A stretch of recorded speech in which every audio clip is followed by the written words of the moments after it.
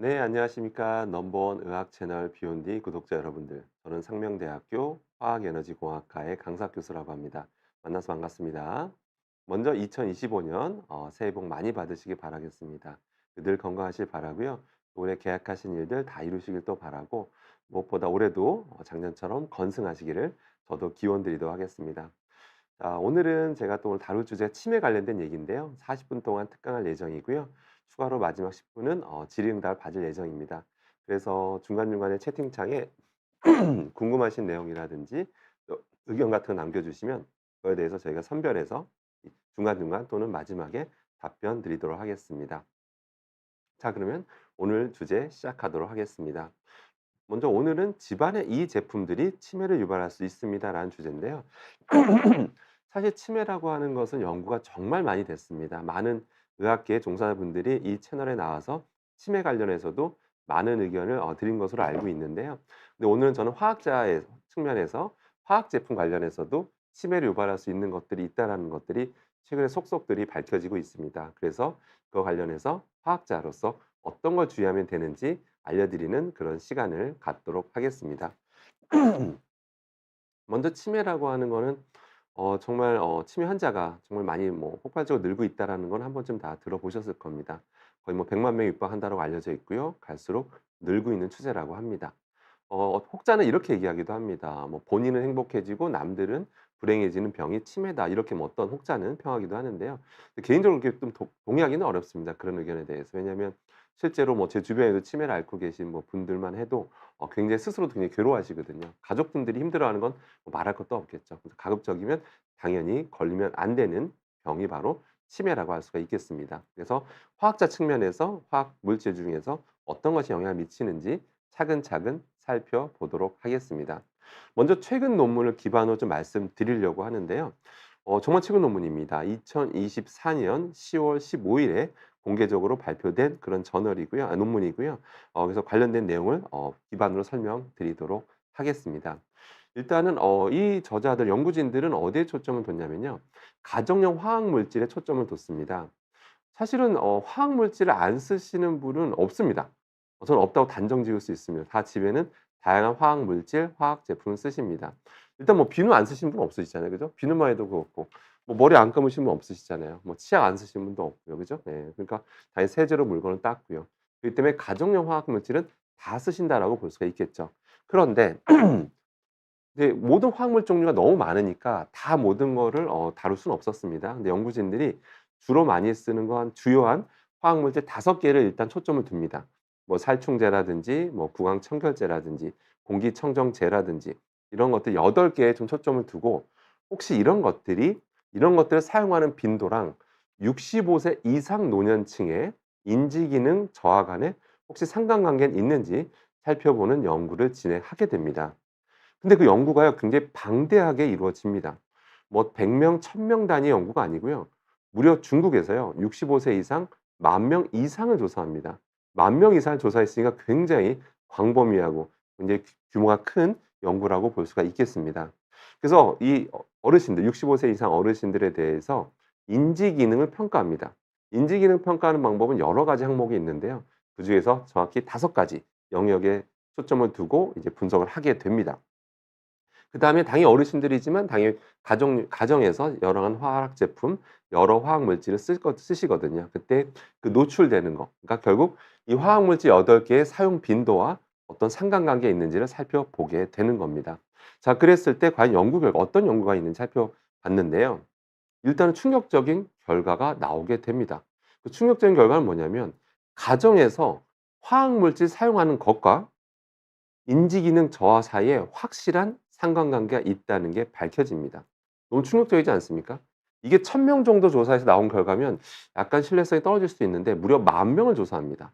10,000명을 조사했더니 확실히 가정에서 화학물질을 사용을 많이 하는 사람과 확실히 적게 사용하는 사람과 비교해 봤더니 확실히 많이 사용할수록 인지기능 저하가 나타났다고 하는 거는 굉장히 충격적인 결과라고 할 수가 있습니다.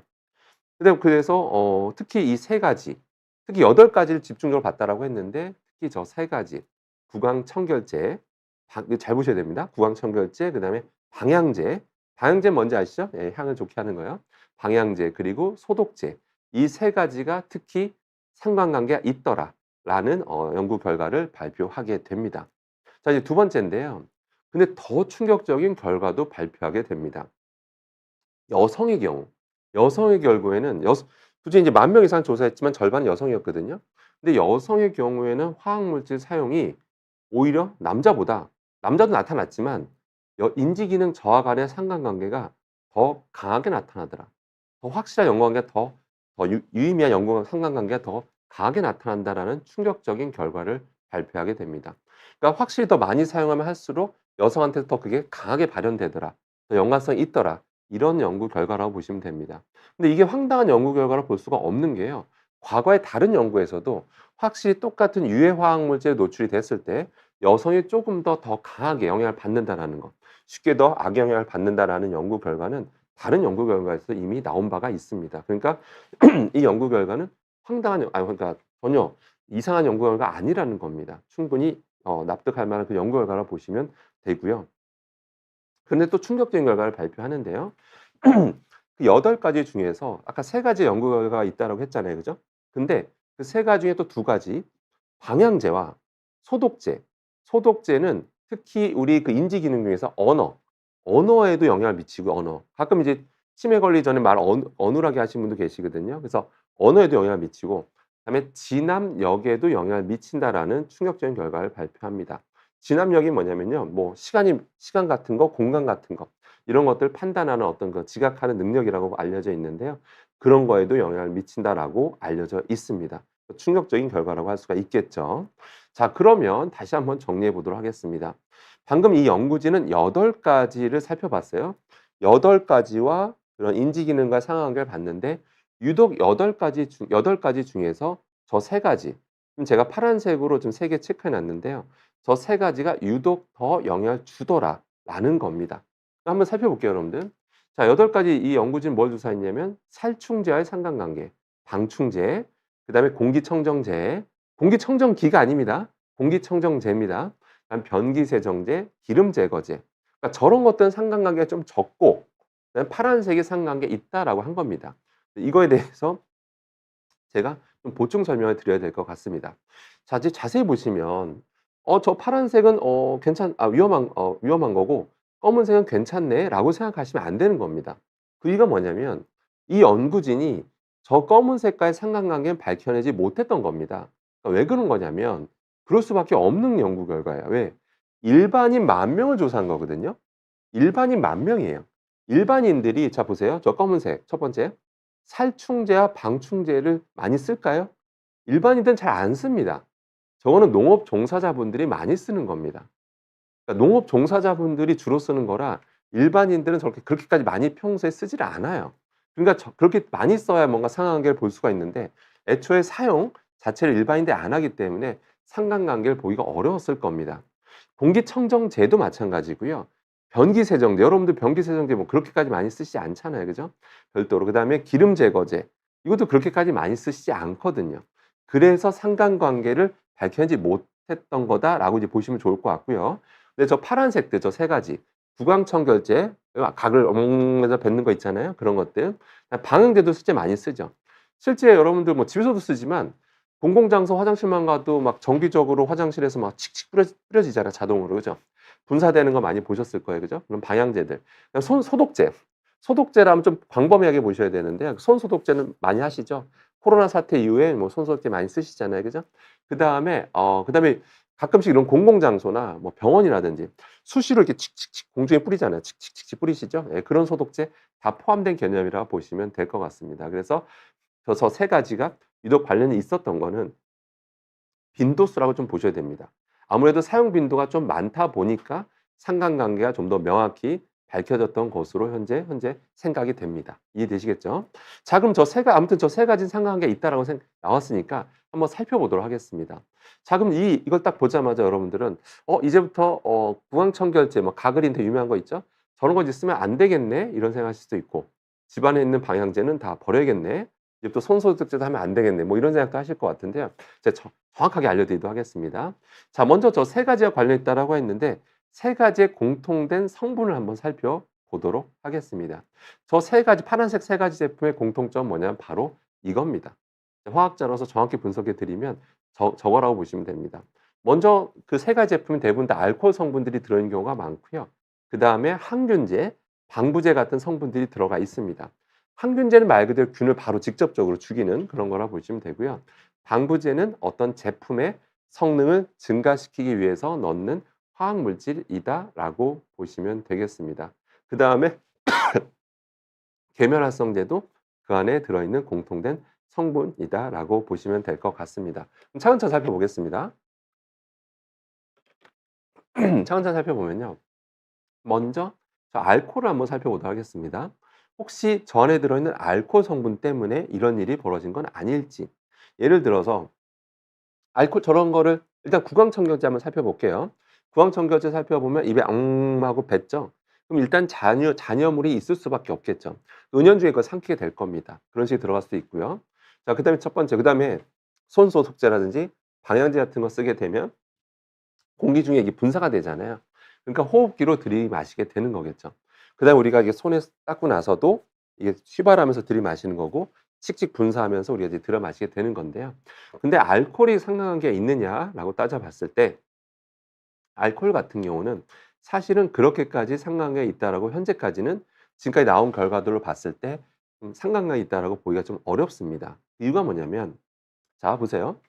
물론 알코 먹는 양이 물론 술이 알코올이라는 건 이제 에탄올 알코올 종류 중에 에탄올이라고 있는데 술 같은 거 많이 먹으면 치매에 영향을 준다라는 건 밝혀져 있지만 실제 저렇게 노출되는 양을 그런 일반 술이랑 비교해 봤을 때 사실 극미량이거든요. 그렇기 때문에 그렇게 호흡기로 좀 들이마시는 거랑 약간 정말 잔류하고 있을 때 들어있는 거 자체로 치매에 영향이 줬다라고 보기는 사실 쉽지는 않습니다. 그리고 결정적인 근거가 있습니다. 뭐냐면 결정적인 근거는 사실 알코올을 가장 많이 증기 형태로 들이마시는 분들은 의료계 종사자분들입니다. 의료계 종사자분들이 가장 많이 호흡기를 들이마십니다. 하루에도 정말 수많은 사람들 소독을 하죠. 이렇게 막 소독한 다음에 뭐 주사를 넣든 뭐 이것저것 하잖아요. 그죠? 소독하는 건 대부분 알코올 성분이거든요. 그걸 가장 많이 증기 형태로 들이마시는 분들이 바로 의료계 종사자분들입니다. 뿐만 아니라 그 병원에 입원해 보신 분들 다 아실 텐데요. 옛날 또 코로나 때부터 시작해서 이렇게 소독을 많이 합니다. 소독을 칙칙칙 공기 중에도 세척 많이 하죠. 그러다 보니까 알코올 성분을 가장 많이 호흡기로 들이마실 가능성이 가장 높은 분들도 의료계 종사자분들입니다. 그런데 의료계 종사자분들이 상대적으로 치매에 더 잘 걸린다. 인지 기능이 더 많이 나빠진다라는 연구 결과가 없습니다. 뿐만 아니라 알코올 관련된 호흡 독성 관련된 자료들을 이렇게 살펴봐도 사실은 저 알코올 성분 때문이다라고 보기는 어렵다라고 보시면 되겠습니다. 자, 그다음에 이제 계면활성제 저게 검은색으로 되어 있는 계면활성제를 한번 살펴보도록 하겠습니다. 저 안에 들어있는 어떤 계면활성제 성분이 뭐 우리가 삼켜서 좀 들어가거나 아니면 뭐 호흡기 상태로 뭐 들어가거나 해서 위험하지 않을까 이렇게 또 질문 주실 수도 있는데요. 제가 정확히 말씀드리면 일단은 만약에 우리 가그린 그런 구강청결제처럼 이게 계면활성 성분이 입에 좀 잔류하고 있다가 들어가게 되면 "위험하지 않겠냐?"라고 질문 주실 수 있는데 그건 아닙니다. 왜냐면 여러분 만약에 진짜 그것 때문이면 계만성제 때문이면 그 뭐죠? 양치 있죠, 양치. 여러분 예 그 양치질 하시잖아요. 매일 하루에 3번 정도 하시잖아요. 그럼 양치질 많이 하는 횟수랑 인지 기능 저하 간에 상관관계가 있어야 됩니다. 근데 그런 결과는 당연히 없거든요. 그러니까 그런 거 아니고요. 그다음에 이게 증발해서 들어올 수 있지 않느냐 이렇게 생각할 수가 있는데 혹시 소독제 성분에 뭐 이 휴발하는 과정에서 이게 들어올 수 있지 않냐 하는데 계면성제가 휴발해서 들어올 가능성은 거의 무시할 만한 수준입니다. 그러기 때문에 계면활성제 물론 이제 직접 분사했을 때 에어로졸 형태로 들어올 수 있긴 합니다만 이것저것 이제 자료를 찾아봐도 계면활성제가 어떤 그 인지 기능 저하에 영향을 줬다라고 판단할 만한 그런 근거 자료가 매우 부족합니다. 그래서 결론은 저런 것들이 상관관계가 있다라고 하면 바로 저 파란색 성분, 저 파란색 성분일 가능성이 영향을 줬던 거는 바로 저 파란색 성분일 가능성이 높다라고 여러분들은 보시면 되겠습니다. 그럼 항균제나 방부제는 한마디로 뭐냐면 미생물에 영향을 주는 살생 물질들입니다. 살생 물질. 그러니까 어떤 살아있는 거를 없앨 수 있는 그런 화학 성분들이라고 보시면 되겠습니다. 그런 것들이 뭐 이불을 통해서 들어오든 호흡기 통해서 들어오든 이런 것들이 현재 문제를 일으킬 가능성이 있다라고 보시면 되겠습니다. 자, 그러면 예전 결과를 한번 살펴보면요. 그렇게 제가 또 추정하는 이유 중에 하나가 뭐냐면 예전 결과가 있습니다. 2019년 3 월로 거슬러 올라가는데요. 그때 매우 의미 있는 충격적인 연구 결과가 우리나라에서 발표된 바가 있습니다. 바로 플로스 원이라는 저널의 국내 연구진이 발표한 논문이에요. 이분들은 이 연구는 농업인들만 조사합니다. 농업인들만 조사해요. 농업인들 169명을 심층 분석해 봅니다. 과연 이분들은 농약에 더 많이 노출되거든요. 맨날 칙칙 뿌리잖아요. 칙칙칙칙 뿌리다 보면 아무래도 에어로졸 상태로 많이 들이마시게 돼요. 그걸 당연히 농사 지셨으니까 그걸 먹으신 먹으실 가능성도 있지만 먹는 가능성도 있지만 아무래도 평소에 자꾸 분사하다 보니까 아무래도 호흡기를 통해서 많이 들어올 수밖에 없습니다. 저런 것들이 무슨 마스크 쓰고 한다고 해서 완벽하게 필터링 되는 게 아닙니다. 예, 그런 게 휴발하는 과정에서 마스크 그 구멍보다 더 작아요, 분자들이. 그래서 그런 것들이 들어오는 것들이 굉장히 많기 때문에 아무래도 더 많이 호흡기로 들이마시는 분들이 농업인들입니다.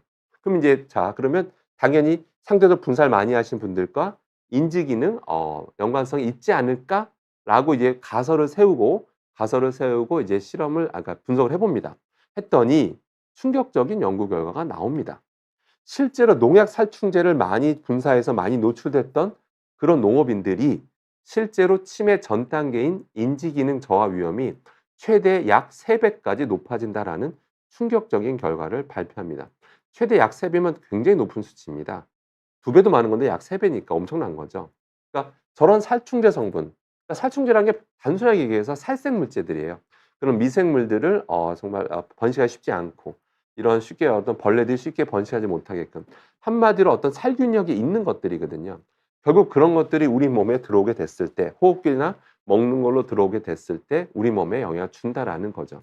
결국 저렇게 살생문자라고 하는 건 뭔가 살균력, 뭔가 죽일 수 있는 그런 것들이 실제 세포 독성까지 있는 것으로 지금 많은 학자들이 현재 추정하고 있는 겁니다. 그러니까 결론은 저런 이런 살생물질 성분, 방부제나 항균제 성분이 호흡기나 먹는 걸 통해서 들어오는 것들은 최소화하시는 것이 바람직하다라고 보시면 되겠습니다.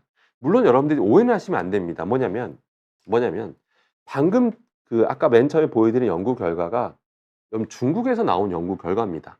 그러니까 중국인들을 대상으로 한 연구예요.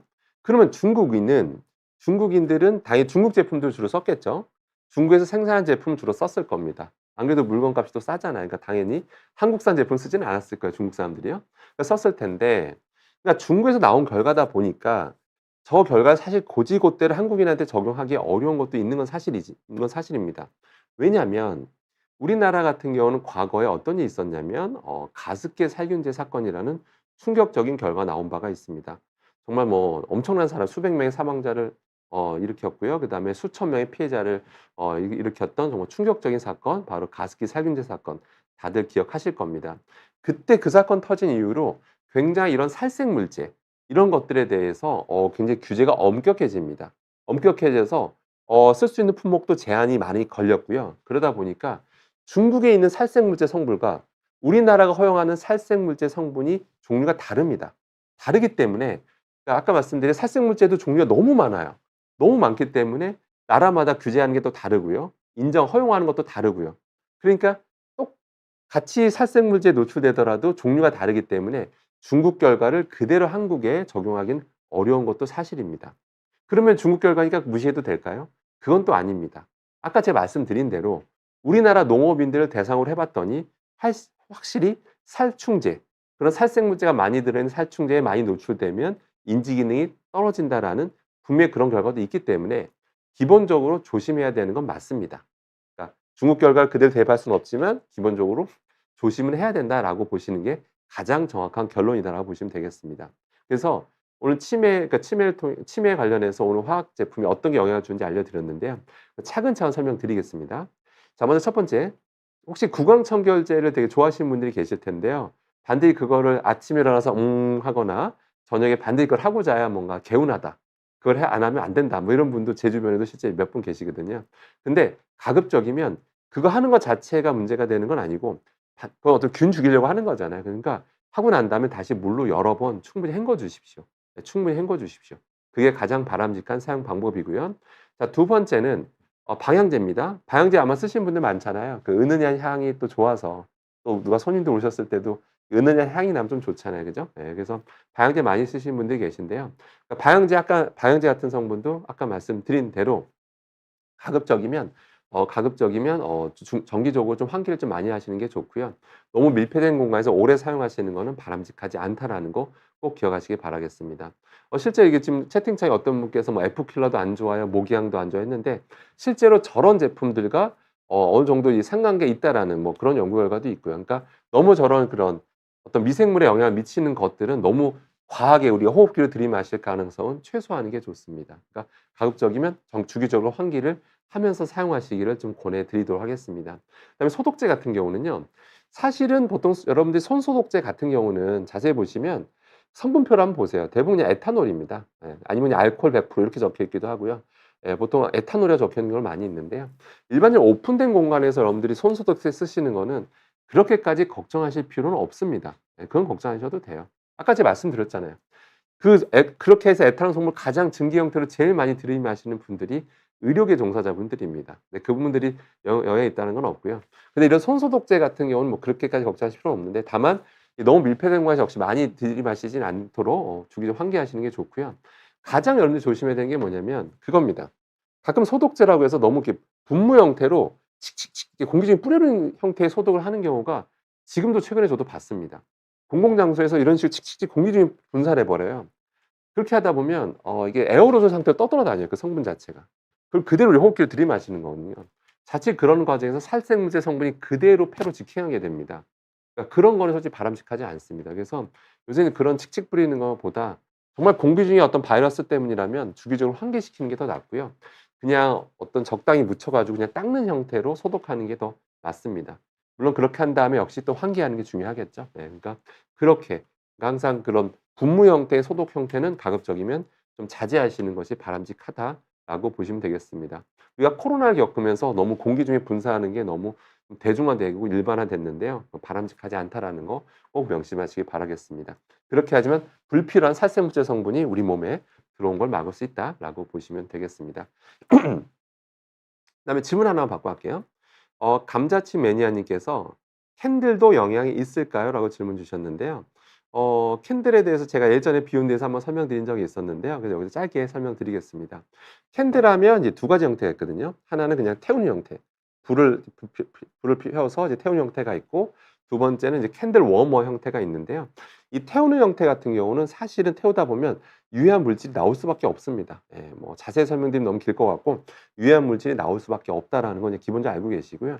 그래서 야외에서 주로 쓰시면 좋고요. 이 태우는 형태는 실내에서 쓰신다면 각종 역시 환기를 주기적으로 해 주시는 게 가장 바람직합니다. 그 이유가 뭐냐면 이게 태우다 보면 유해한 물질이 나올 수밖에 없어요. 예, 나올 수밖에 없습니다. 예, 뭐 또 그리고 우리가 완전 연소가 되면 이산화탄소와 물만 나온다고 돼 있는데요. 순간적으로 이게 주변에 산소를 태우다 보면 순간적으로 산소가 부족해지는 순간이 생깁니다. 그러니까 미세하게 그런 과정에서 유해 물질이 나올 수밖에 없어서 그러니까 가급적이면 환기를 잘해야 된다라고 기억하시면 되고요. 캔들 워머 같은 경우는 상대적으로 훨씬 더 안전하다라고 보시면 되고요. 캔들 워머 쓰시더라도 가급적인 주기적으로 환기하면서 쓰시길 바라겠습니다. 다음 우리 김주현 님께서 "불소는 괜찮나요?"라고 하셨는데요. 불소 성분은 뭐 논란이 과거로부터 계속되어 왔는데요. 현재까지 나온 결론은 우리가 치약에 들어있는 그 정도 성분은 사실은 특히 성인의 경우에는 뭐 그렇게까지 걱정할 필요가 없다라고 현재 알려져 있고요. 왜냐하면 우리가 또 헹궈내는 거잖아요. 남아있는 게 너무 극미량이기 때문에 현재까지는 크게 문제 삼고 있지 않다라고 알려져 있습니다. 정말 더 마지막으로 하나만 더 말씀드리면요. 일 때문에 홀리 해피님께서 "일 때문에 어쩔 수 없이 알코올을 흡입하는 것과 술을 즐겨 마시는 것 중 어떤 게 신체 건강에 더 악영향을 끼칠까요?"라고 하셨는데요. 일단 술을 뭐 "쪼금이라도 안 좋다."라는 건 이미 의학계에서 이미 거의 결론이 났잖아요. 그죠? "쪼금이라도 먹는 만큼 해롭다."라고 이미 뭐 알려져 있죠. 예. 그래서 가급적이면 뭐 정말 다 같이 있는 자리에서 뭐 기분 맞추기 위해서 뭐 소량은 뭐 어쩔 수 없겠습니다만 정말 즐겨 마시는 건 바람직하지 않겠죠. 근데 그 들어오는 양만 놓고 따져 보면 뭐 먹는 게 압도적으로 더 많은 양이 들어옵니다. 예, 저희가 단순하게 계산을 해 봐도 이론적으로 계산해 봐도 먹는 게 훨씬 더 많이 들어오고요. 근데 흡입하는 게 정말 일 때문에 어쩔 수 없이 알코올을 많이 흡입한다고 하셨는데요. 근데 그 마시는 증기량이 근데 얼마나 밀폐된 공간에서 또는 얼마나 오픈된 공간에서 들이마시는지는 모르겠는데요. 근데 약간 오픈된 공간이라면 그렇게까지 걱정하실 필요는 없는데 역시 근데 좀 불쾌할 정도로 들이마시는 수준이라면 반드시 좀 주기적으로 환기해 주시기를 좀 당부드리도록 하겠습니다. 자, 그러면 그다음 두 번째 주제에 넘어간 다음에 또 나머지 질문 답변 드리도록 하겠습니다. 오늘 또 두 번째 주제입니다. 두 번째도 치매인데요. 또 치매와 관련된 얘기 또 이어서 가도록 하겠습니다. 치매를 유발하는 대표적인 병, 알츠하이머와 관련된 연구 결과 좀 소개해 드리려고 합니다. 최근 논문입니다. 최근에 또 의미 있는 논문이 또 발표가 됐습니다. 역시 2024년 10월에 나왔어요. 그러니까 정말 얼마 안 된 따끈따끈한 그런 최근 연구 결과거든요. 여러분들이 이것도 참고할 만한 좋은 내용이어서 설명드리도록 하겠습니다. 먼저 오늘은 화학 원소 중에서 구리, CU, 구리에 대해서 좀 설명드리려고 하는데요. 이 구리 성분, 이 구리는 화학 원소로 이제 기호는 CU인데요. 이게 사실은 여러분들 굉장히 중요합니다. 굉장히 중요합니다. 없어서는 안 되는 겁니다. 미네랄로 분류가 되고요. 하루에 한 100mg 이하 정도 있으면 충분한 그런 미량 미네랄로 분류가 되고 있습니다. 그러니까 반드시 필요한 거예요. 필요한데 하루에 100mg 이하면 충분하다라는 그런 미네랄입니다. 이게 여러분 몸속에서 어떤 역할을 하냐면요. 철의 흡수와 이용률을 높여주고요.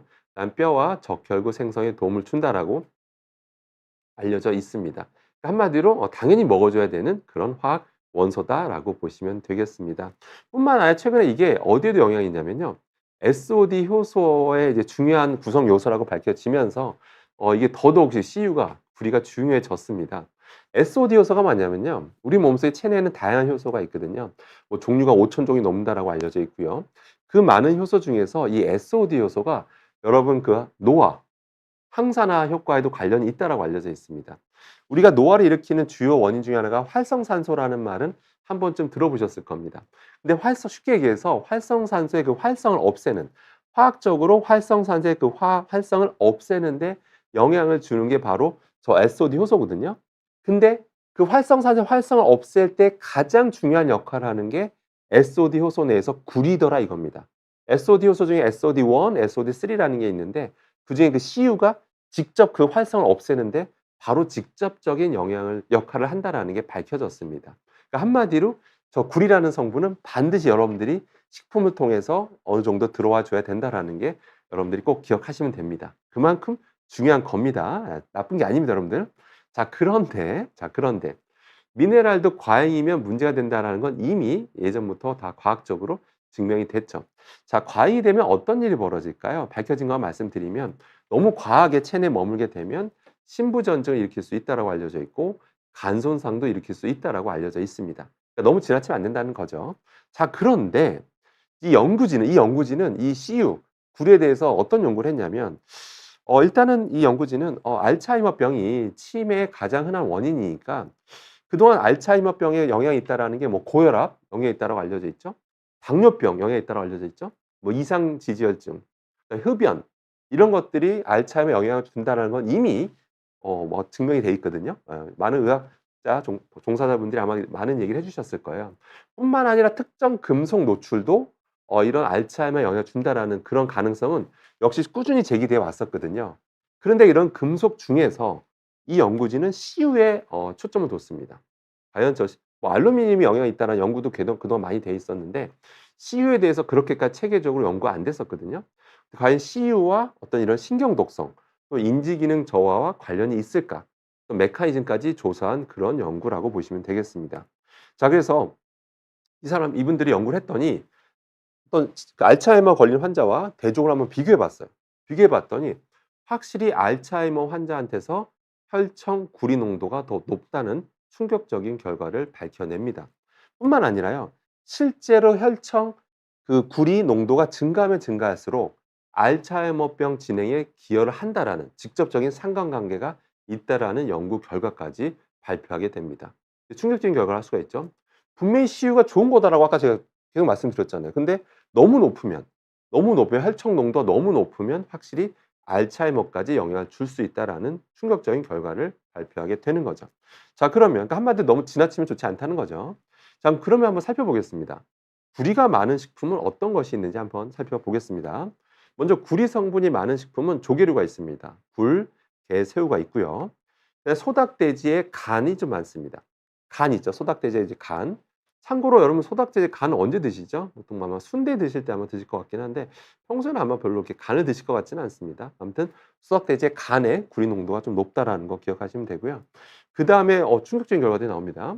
견과류에도 많고요. 콩에도 많고 다크 초콜릿, 뭐 코코아 가루, 뭐 통곡물, 오트밀 보리, 시금치 같은 짙은 녹색 채소 이런 것에 많습니다. 충격적이지 않습니까, 여러분들?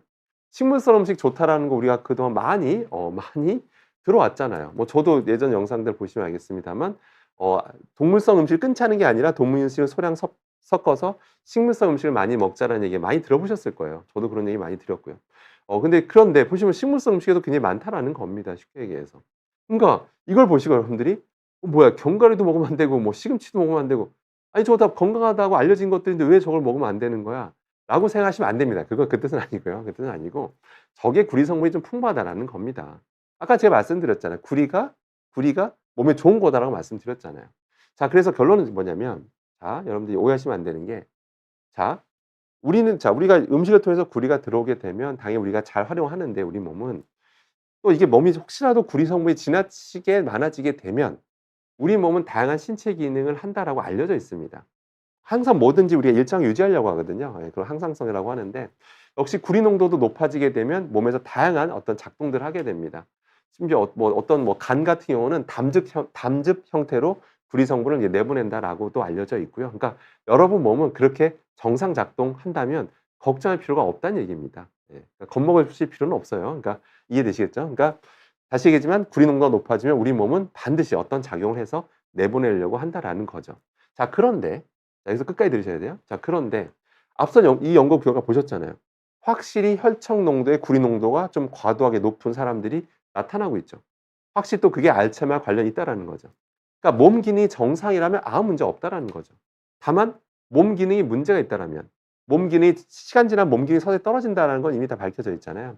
몸 기능이 서서히 떨어지게 되면 혹시라도 구리 농도가 제때 정확히 제대로 배출이 안 되면 상대적으로 혈청 구리 농도가 높아질 수가 있게 되는 거죠. 그걸 의미하는 겁니다, 이 내용은. 이해되시겠죠? 그러니까 몸이 정상이라면 걱정할 필요가 없다는 얘기예요. 역시 이 알루미늄도 그렇죠. 여러분 알루미늄이 뭐 이런 알츠하이머 연관이 있다는 연구 결과들이 있거든요. 참고로 그게 아니다라고 주장하는 학자들도 있는데 또 최근 논문은 여전히 확실히 상관계 있다라는 연구 결과도 최근에 나온 바가 있습니다.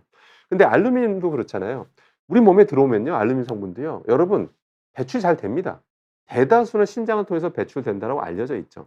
근데도 불구하고 인제 신장 기능에 문제가 있거나 이러면 이런 배출하는 데 영향이 있다 보니까 체내에 쌓일 수가 있어서 그래서 좀 조심하자 이렇게 이제 주장을 하는 거거든요, 여러 학자들이요. 그래서 심지어 식약처에서도 불필요하게 뭐 식기류 등을 통해서 불필요하게 알루미늄 섭취를 하지 않도록 조심해 달라고 식약처도 당부하고 있는 거거든요. 그러니까 그렇게 이해하시면 됩니다. 그래서 결론은 평소에 우리 신체 기능이 정상이라면 당연히 뭐 알루미늄이든 구리든 뭐 지나치게 높아지면 다 배출이 되는 겁니다. 다만 기능이 떨어질 때 우리가 대비해야 되는 거겠죠. 그래서 제가 드리고 싶은 말씀은 뭐냐면 이런 결과들을 보면 왜 소식하시는 분들이 왜 오래 사시고 건강하시고 치매에도 안 걸리시는지 이거 하나의 근거 자료가 되는 것 같습니다. 아무리 그러니까 제 말은 기본적으로 소식을 하시게 되면 기본적으로 저런 것들이 들어오는 양 자체가 적정량이 들어오게 되잖아요. 그러니까 지나치게 많이 들어올 리는 없잖아요. 그죠? 아까 말씀드린 대로 구리라는 성분도 하루에 100mg 이하면 충분하다라고 알려져 있거든요. 그래서 기본적으로 소식을 생활하신 분들이라면 이런 연구 결과에 대해서 너무 걱정하실 필요가 없게 되는 거죠. 근데 이 소식이란 말인데 되게 애매한 것 같아요. 평소 먹는 양을 100이라고 넣었을 때 10만 먹어도 소식이잖아요. 그죠? 100이라고 놨을 때 90만 평소에 먹는 양이 100인데 90만 먹어도 소식이잖아요. 그죠? 그래서 어떤 또 이게 학자분들이 나오셔서 "소식은 몸에 안 좋습니다." 또 이렇게 말씀하시잖아요. 그러니까 너무 적게 먹으면 당연히 안 좋겠죠 당연히. 뭐 당연히 너무나 당연한 거죠. 그러니까 여기서 이제 소식이라는 거는 너무 이게 꽉 차게 너무 배가 꽉 차도록 약간 부족한데 먹으라는 그런 의미라고 이제 보셔야 되겠죠. 실제로 오키나와 장수촌 분들 과거에 명성을 날리시던 그런 오키나와 장수촌 때 보시면 사실 별게 없었잖아요. 그분들이 되게 오래 살고 또 치매도 잘 안 걸렸던 그런 이유들 보면 정말 별게 없었잖아요. 뭐 특별한 걸 뭐 찾아서 드셨던 것도 아니잖아요. 기본적으로 먹는 양이 되게 적으셨잖아요. 끊임없이 움직이고 먹는 양도 적고. 고기도 드셨죠 심지어? 고기를 드시더라도 가급적이면 고기도 약간 삶아서 드시는 그런 비율이 높았죠. 그런 경우가 많았죠. 물론 고기랑 취향 자체가 많은 건 아니었습니다. 그러니까 결론은 '소식하면 좋다.'라는 게 이런 결과들 자꾸 보면 볼수록 왜 소식이 답인지, 약간 부족한 듯 먹는 것이 왜 바람직한지를 알게 해 주는 그런 하나의 결과다라고 보시면 될 것 같습니다. 그러니까 그런 식으로 좀 여러분들 이 결과를 살펴보시면 되지, 이 결과를 보고 이 페이지 하나만 보시고 '뭐야, 견과류도 먹으면 안 되고 오트밀도 먹으면 안 되고 보리도 먹으면 안 되고 시금치도 먹으면 안 되고.' 그렇게 절대로 생각하실 필요 없습니다. 뭐든지 소식 쪼금씩 적당히 드시는 것. 그러니까 야식, 과식 이런 건 아무래도 최악이다라고 보시면 되겠습니다. 참고로 저만 해도요. 저만 해도 이런 자료들, 연구 자료들 이렇게 보면 볼수록 소식이 답이다 보니까 저도 좋은 습관 하나가 생겼습니다. 저도 뭐 매일 그런 건 아닌데요. 거의 하루 한 달에 30 일을 기준으로 한 25일 이상은 저녁 7시 이후에는 아무것도 안 먹습니다. 물 이외에는 아무것도 먹지 않습니다. 저녁 7시 이후에는 아무것도 먹지 않습니다. 예. 약간 허기진 듯한 상태에서 항상 잠이 듭니다. 약간. 그리고 예전에 가끔 뭐 스트레스 받을 때 폭식하기도 하고 약간 과식하기도 하기도 했는데요. 이제는 좀 부족한 듯 한 상태에서 약간 좀 식사를 멈추고 있습니다. 그랬더니 실제로 피부도 좋아지고 훨씬 더 몸이 가벼워지고 그걸 느낍니다. 여러분들 이게 제 이렇게 영상에서 보시는 것처럼 제 피부가 좀 윤이 나지 않습니까? 예, 피부도 윤이 납니다, 여러분들. 그러니까 기본적으로 소식하시는 게 가장, 간에도 무리가 안 가는 거 꼭 기억하시길 바라겠습니다. 그래서 결론이 뭐냐면 다시 한번 정리해 볼게요. 굴이라고 하는 건 너무나 소중한 미네랄입니다. 반드시 음식을 통해서 섭취해 줘야 되거든요. 그런데 이것이 너무 과량, 제때제때 배출이 안 되면 서서히 쌓여 나가게 되면 이것이 확실히 알츠하이머하고도 상관관계가 있다라는 연구가 나왔거든요. 그래서 이걸 통해서 '특정 음식을 먹지 말아야겠다.' 그 생각을 하지 마세요. 근데 참고로 그 간, 굳이 막 순대 먹을 때 간까지 드시는 거는 저는 안 드셨으면 좋겠고요. 근데 나머지 아까 뭐 식물성 음식 뭐 소개해 드린 거는 그거는 뭐 그렇게까지 걱정하실 필요 없습니다. 그냥 적게만 드시면 되고요. 참고로 근데 앞서 조개류 얘기 나왔잖아요, 조개류. 조개에서도 그 불이 성분이 많다라고 했는데, 근데 조개류 같은 경우는 저런 거는 다른 걸 떠나서 요새 뭐 중금속 오염도가 좀 심각하거든요. 실제로 우리나라의 정부 조사 자료에 따르면 중금속 카드뮴, 발암물질입니다. 그게 농도가 제일 높았던 게 1 등이 굴이었습니다. 굴. 1 등이 굴, 2 등이 꼬막이었습니다. 굴, 꼬막이 1 등, 2 등이었어요. 예, 그런 걸 많이 먹으면 먹을수록 중금속 카드뮴도 더 많이 쌓이게 됩니다. 그런 게 많이 들어오게 됐을 때 잘 빠지면 아무도 걱정을 안 하겠죠. 전 세계적으로 아무도 걱정 안 할 텐데 그런 게 들어오면 잘 안 빠져나가거든요. 그러다 이렇게 자꾸 쌓이면서 문제 일으키니까 정부에서 관리하는 겁니다. 그러니까 저런 어패류들은 사실은 죄가 없습니다. 저런 조개류는 아무런 뭐 죄가 없어요. 바다가 오염돼서 그런 일이 벌어지는 겁니다. 특히 저런 게 그 육지의 근처에서 양식을 하잖아요. 육지에서 공장에서 끊임없이 지금도 이 순간에서 공장 폐수는 계속 흘러들어가죠. 그러니까 바다가 계속 오염돼 가는 겁니다. 시간 지난다고 깨끗해지는 게 아닙니다, 여러분들. 물은 바닷물이 증발해도 물 H2O만 증발하지 그 안에 쌓이는 중금속은 계속 쌓여 나갑니다. 그러다 보니까 계속해서 물은 양이 많으니까 뭐 마음껏 버려도 된다라는 그런 무적의 논리로 인해서 지금 이 순간에도 계속해서 공장 폐수는 계속 흘러들어가고 있습니다. 뭐 우리나라는 뭐 말할 것도 없고 일본, 베트남, 뭐 인도네시아, 특히 중국에서 어마어마한 양이 배출되고 있거든요. 그런 것들이 우리 주변의 인근의 해역을 오염시키는 결과물입니다. 그러니까 거기에 종사하시는 어업 종사자분이나 거기 수산물은 아무 죄가 없습니다. 그러니까 꼭 그렇게 기억하시면 되고요. 그러니까 저런 조개류 같은 섭취량은 가급적이면 저도 먹긴 먹습니다. 근데 좀 가끔씩 먹는 별미로 드시기를 좀 권해 드리도록 하겠습니다. 네, 그럼 오늘 침에 관련된 어떤 것에 대해서 화학자 측면에서 또 영향을 미치는 화학 성분들, 화학 물질, 화학 제품에 대해서 말씀드렸고요. 그래서 아무튼 이런 것들을 좀 노출을 좀 최소화할 수 있도록 생활하시길 바라겠습니다. 자, 그러면 남은 시간 한 10분 여 동안 어떤 질문 받도록 하겠습니다. 산타777 님께서 어떤 질문 주셨냐면요. "락스를 많이 쓰는데 문제 있을까요?"라고 하셨습니다. 락스를 많이 쓰는데 문제 있을까요? 사실 락스라고 하는 거는 정말 욕실 청소에 락스보다 더 좋은 건 없습니다. 그냥 단정지어서 말씀드리는데요. 저도 당연히 락스 써 봤고요. 그 인터넷 찾아보시나 유튜브 찾아보시면 뭐 락스를 대체하기 위한 수많은 뭐 제품이나 그 소개하는 영상들이 있는데 한번 비교해 보시면 아시겠습니다마는 락스보다 더 좋은 욕실 청소제는 없습니다. 그만큼 효과는 1 등이다라고 이제 기억하시면 되는데요. 락스의 주성분이 차염선 나트륨인데요. 저게 문제가 뭐냐면, 그러니까 잘 사용하시면 돼요. 그러니까 잘 사용하라고 좀 당부드리고 싶습니다. 일단 조심하셔야 될 게, 가끔 이게 뜨거운 물에서 쓸수록 효과가 좋거든요. 뜨거운 물에 쓸수록. 그러니까 팔팔 끓는 물을 같이 부으면서 쓰시는 분은 실제로 제 주변에서도 봤습니다. 요즘 정수기만 해도요, 그 온도 설정되잖아요. 그러니까 80도 정도 나오게 할 수 있거든요. 80도 정도 되는 정말 뜨거운 물을 부으면서 락스를 같이 쓰는 거예요. 그럼 빡빡 문지르면 정말 효과가 좋습니다. 더 잘 닦여요. 그러니까 그걸 한번 보신 분은 계속 그걸 쓰게 됩니다. 락스를 그 더 팔팔 정말 뜨거운 거랑 같이 하게 된단 말이에요. 그건 절대 하지 마세요. 그러면 염소 기체가 발생하기 때문에 그걸 들이마시게 됩니다. 염소 기체는 되게 몸에 해롭고요. 세계 1차 세계대전 때 독가스로 썼을 정도로 독성이 명확합니다. 그렇기 때문에 반드시 그렇게 하지 마시고요. 단 가끔 이제 그 주방 세제 그러니까 어떤 다른 세제랑 섞어 쓰기도 해요, 락스를. 예. 그러면 또 효과가 좋다라고 해서 쓰기도 하는데요. 근데 가끔 그 세제 중에서 산성 세제가 혹시 섞이게 되면 자칫 또 염소 기체가 많이 발생할 수 있기 때문에 가급적이면 그것도 좀 바람직하지 않고요. 그래서 그다음에 또 이렇게 처음에 락스를 딱 개봉한 다음에 딱 냄새 맡아보면 별로 냄새가 안 나는데 이게 물 부은 다음에 이게 닦기 시작하면 냄새가 막 나잖아요. 그죠? 그때 왜 그러냐면 그 욕실 그 곰팡이들을 제거하는 과정에서 이 화학 반응 통해서 그 곰팡이가 분해되는 과정에서 클로라민이라는 화학 물질이 발생이 됩니다. 그것도 여러분들이 들이마시는 거거든요. 근데 그 독성도 명확하게 모든 경우에 있어서 다 밝혀진 게 아닙니다, 여러분들. 그래서 결론은 고농도로 들이마시면 안 돼요. 그래서 반드시 이게 저농도로 좀 맞는 건 크게 걱정하실 필요는 없는데 고농도로 들이마시는 거는 반드시 조심하셔야 됩니다. 그래서 락스 보면 겉면에 주의사항이 적혀 있습니다. 반드시 희석시켜서 써라. 최대한 희석시키세요. 한 거의 한 10분의 1로 희석해서 쓰시면 아까 말한 클로라민이 발생하는 그 양도 또 염소 기체가 발생하더라도 그 양은 굉장히 소량이 됩니다. 그러니까 무조건 희석시키고요. 반드시 환기. 이게 막 정말 닫아 놓고 막 하지 마시고 반드시 환기 열어 놓고 그러니까 화장실문을 열면 이게 거실까지 냄새 퍼지니까 그게 싫으셔서 그냥 문 닫고 하시는 분도 제가 봤는데 그러시면 안 되고 거실도 다 창문 다 여셔 보고 청소하는 동안은 거실도 다 창문 딱 다 연 다음에 충분히 환기하면서 청소하시기를 좀 당부드리고요. 그다음에 이게 피부에 직접 닿으면 또 실제 피부에 해를 끼친다라고 또 해를 끼칠 수가 있거든요. 그렇기 때문에 반드시 고무장갑 착용하고 쓰시기를 좀 당부드리도록 하겠습니다. 그러니까 잘 쓰면 되게 유용해요. 모든 화학 제품이라는 게 위험성은 다 갖고 있습니다, 기본적으로. 근데 다만 그 사용 방법만 잘 지켜서 사용하시면 그렇게까지 걱정 안 하셔도 되겠습니다.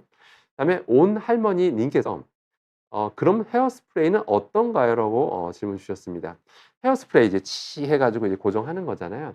그거 안 좋습니다. 예. 제가 단적으로 말씀드리겠습니다. 안 좋다는 게 호흡기로 들이마시면 안 좋다는 뜻입니다. 그렇기 때문에 호흡기로 들이마시지 않도록 가급적이면 좀 오픈된 데서 보통 욕실 내에서 막 이렇게 치 하다 보니까 꽤 많은 농도로 이제 우리가 들이마시게 되는데 가급적 오픈된 상태에서 좀 쓰시기를 좀 당부드리고요. 혹시 쓰셨다면 반드시 환기가 잘 되는 환경에서 쓰시기를 바라겠습니다. 참고로 마스크 쓰고 하게 되면 상대적으로 꽤 많은 양이 헤어스프레이 성분 중에 꽤 많은 양이 그 마스크 필터에 좀 붙어요. 예. 그 분자들이 그 마스크 필터 기공보다 작아도 들어오는 과정에서 이게 흡착이 되거든요. 그래서 꽤 많은 양이 걸러지는 효과를 보실 수는 있긴 합니다. 근데 가급적이면 직접 들이마시는 건 정말 몸에 안 좋다라는 거 꼭 명심하시길 바라겠습니다. 그러니까 꼭 기억하셔야 될 게 먹는 독성과 섭취 독성과 흡입 독성은 완전히 다르다는 거 기억하셔야 돼요. 여러분 가습기 살균제 사건 그거 꼭 명심하셔야 되는 게 그 가습기 살균제에 쓰였던 그 살균제 성분이 이게 먹어도 안 죽어요, 여러분들. 제가 그걸 벌컥벌컥 마셔도 안 죽습니다. 안 죽는 거예요. 근데 그때 왜 이렇게 많은 사망자가 나왔냐면 그게 그대로 호흡기로 들어가면서 폐로 직행하면서 그 폐에 그 섬유증을 일으켰죠, 폐섬유증을. 그러면서 사망하신 거거든요. 그러니까 섭취 독성과 흡입 독성은 항상 다르다는 거 기억하셔야 됩니다. 자 그다음에 홍서희 님께서 "미세 플라스틱도 치매에 영향을 끼칠까요? 요즘 제일 핫한 주제라서 궁금해요. 인공 눈물에 미세 플라스틱 같은 게 몸에 영향을 끼치기도 할까요?" 일단은 연구된 거 자료를 기반으로 말씀드린 게 제일 정확하겠죠. 미세 플라스틱 연구는 지금 폭발적으로 이루어지고 있습니다. 제가 어느 순간 비욘드 특강에서 미세 플라스틱 얘기를 잘 안 하는데요. 그 잘 안 하는 이유가 연구 결과가 별로 없어서 안 하는 게 아니라 제가 그동안 미세 플라스틱 얘기를 너무 많이 했었기 때문에 최근에 좀 자제하고 있는데 미세 플라스틱 연구는 지금 폭발적으로 나오고 있습니다. 폭발적으로 나오고 있고요. 전에 맨 처음 나왔을 땐 그랬거든요. '아유 저거 먹어도 뭐 흡수가 되겠어?' 약간 뭐 그랬고요.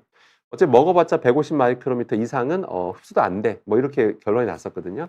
근데 우리 혈액에서 한국 연구 결과에서도 혈액에서 등장하고 뭐 외국 유럽에서도 혈액에서 미세 플라스틱이 막 등장하고 있거든요. 심지어 최근에는 혈액 응고에까지 영향을 준다라는 충격적인 연구 결과가 최근에 나옵니다. 얼마 안 됐어요. 나온 지 몇 달 되지도 않았습니다. 그러니까 혈액 응고에까지 영향을 준다라고요. 지금 이게 어디까지 영향을 미칠지는 지금도 연구 중이고요. 게다가 이 미세 플라스틱이 다른 유해 성분과 같이 있을 때 나타나는 시너지 효과. 복합 독성은 지금 연구가 제대로 되지도 않고 있습니다. 지금 미세 플라스틱도 온전히 효과를 보는데 시간이 걸리기 때문에 다른 거와 같이 혼합 독성, 복합 독성을 보는 거는 더 많은 시간을 필요로 할 겁니다. 그래서 결론은 치매에 영향을 끼치냐고 질문 주셨는데 아직까지 명확하게 치매까지 영향을 준다라는 연구 결과는 아직까지 나온 바는 없습니다. 다만 추정하건대 충분히 나중에 나올 가능성이 있다라고 감히 추정할 수는 있습니다. 이거 분명히 말씀드립니다. 추정입니다.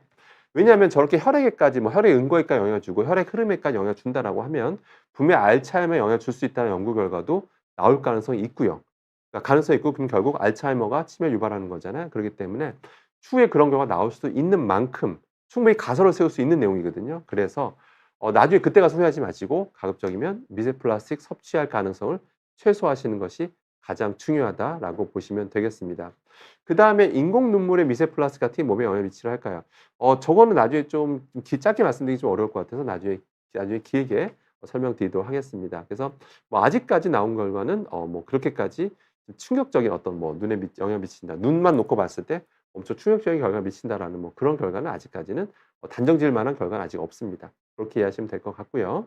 자, 그다음에 해피라이프 님께서 교수님은 밖에서 음식을 사 먹을 때 무슨 기준으로 식사를 고르시나요? 플라스틱 배달 음식 같은 건 무조건 피하시나요? 외식 메뉴를 고르시는 기준을 알고 싶습니다.라고 질문 주셨습니다. 굉장히 굉장히 되게 중요하고 또 예민한 질문 주셨는데요. 뭐 아주 길게 설명드려야 될 것 같은데 역시 좀 짧게 설명드리도록 하겠습니다. 저도 외식 사 먹을 때 나름 기준이 있고요.